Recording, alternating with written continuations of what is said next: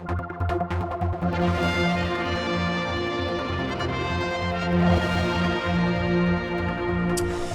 about a month ago, I ran a piece from Manx National Heritage and the Eye Museum about Alan Shea's outfit that was used at Tynwald Day. I'm glad that to say that I'm talking to Alan and also Stephen here, who have been partners for a long time, and we're both, obviously, you were also involved in this decision that long ago. We got lots of interest in that thing, Alan. I mean, and the story is actually much bigger than just what happened on Tynwald Day. Let's take you back a bit further to London, right? There's a picture over there. You were wearing the actual Marks and Spencer's outfit in London at Pride, was it? Yeah, at London Gay Pride. I took the costume there to show outrage, and they invited me to wear it on the Gay Pride event, which I did. But on the costume at Pride was the pink triangle is there, and the phone number for the old government offices is there, but the three legs of man wasn't. Only when it came to the back to the Isle of Man, we put the three legs of man, especially for the Isle of Man demonstration. Now, the decision to use this at Tynwald Day, there was controversy amongst yourselves about using it, Steve. Yeah? Even between me and Alan, there was great controversy because it had been discussed a lot earlier in the year about it, and of course, me being a local Manxman, not used to protest, I have to say, keep yourselves quiet, don't bring any attention upon yourselves, and that was how it was drummed in, certainly to me and I suspect a lot of other people.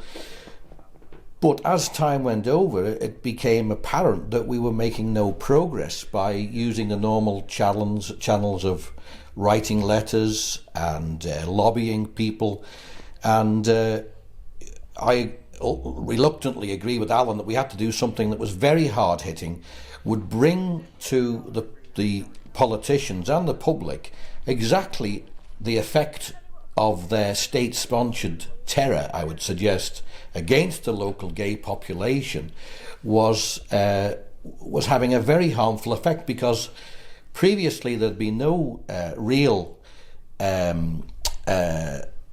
crackdown, if you like, on the gay community in the Isle of Man, with B.T. Pownell going back as far as him, who was a former chief constable. It seemed to change with the arrival of a new chief constable, and there was more of a purge against gay people, simply not even in public toilets, but walking along the promenade home, and they were stopped because I suspect local policemen knew their sexual identity and were stopping them and really giving a difficult time for gay people. Let's put this in context. It was people were killing themselves. I mean, this is. I mean, Alan Bell's talked about this, about changing the law. But you had first hand. Your friends took their lives. Well, the first guy that done was he killed himself. He shot himself on Douglas Head. He was arrested in a public toilet, but he was caught with someone that we knew. And the young lad, I mean, for an 18-year-old to go through that trauma, he must have been gone through hell to do that. I mean, from a police interview, to go and do that up there on his own, he must have been through hell. But you got some sort of harassment here, didn't you? Yourself? Well, yeah, I've had the police were watching my house here. We've had friends walking in, coming here, then going out, stopped by the police, saying, "Where have you been?" And they, again, out game, I said, "Well, you know where we've been." There was rumours our phones were tapped here as well. Then we had raids.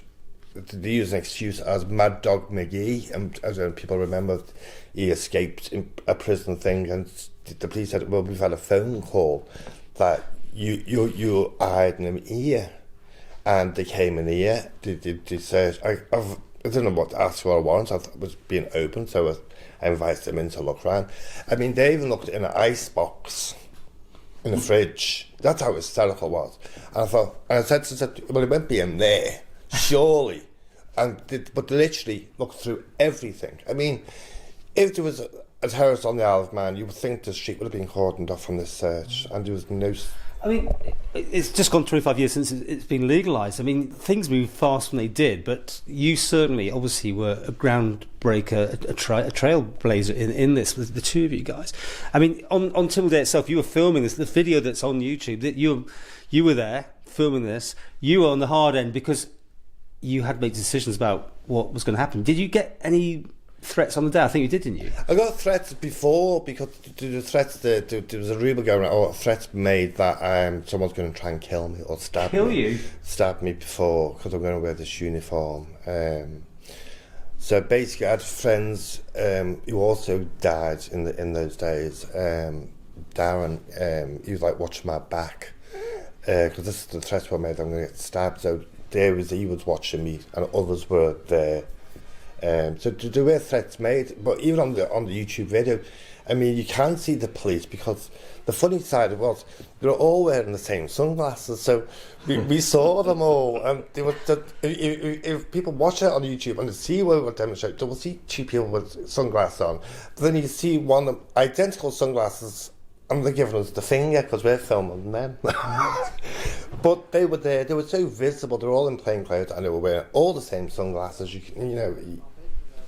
could tell them straight away. How did you guys feel on that day, though? Did it feel? I mean, besides the threat of being stabbed, I mean, just the fact that you were going to walk down this area and the potential hostility you were getting. Yeah, but I even when we done the demonstration, and then I think we heard something on Manx Radio that the amount of people on that day was up by 10% or something, because the Tynwald the place was packed. I mean, I've never seen, TV crews with satellites on their vans were all there. I mean, we were also filmed. When you look at the YouTube video, there was a film crew. We were being filmed already, and that was from CNN. Film us. A Canadian crew were over to film for CNN. So basically, it was zoomed around the world because we even spoke to Hazel Hannon, who's a good friend of ours. Yeah. And Hazel said, I said, I've just seen it on the telly. But it was terrifying. It was terrifying on the day because you realised really how alone you were. There was very few local gay people who wanted to come along and be associated with us, so it was very lucky for us that we had the outrage team that came from London. Alan had met them when he went over on the Pride meeting, and they said that they would come and support, and they were very understanding, and they did say that we understand the reasons why it's very difficult to get any local gay people to come and help, and it was good to have them there with us, but you did feel that sense of isolation was amplified, I suppose, on the day. And it's all maybe very quiet as you walk down, but you were getting feedback from some... I got a lot of hissing from the army, from the cadets or the army, whoever these people were lying up, all the way right from the start to the end, was like a constant hiss, like all the way through, which made it a bit, scary. Yeah. But I did have one walking with me that I think Stephen knew, and but we walked down it, and then I ended up the costume. I'd be good at the petition. But what's scary was terrifying. Okay, we've got loads more to talk about, so we'll make this into 2 parts. We'll be back with part 2 in just a moment.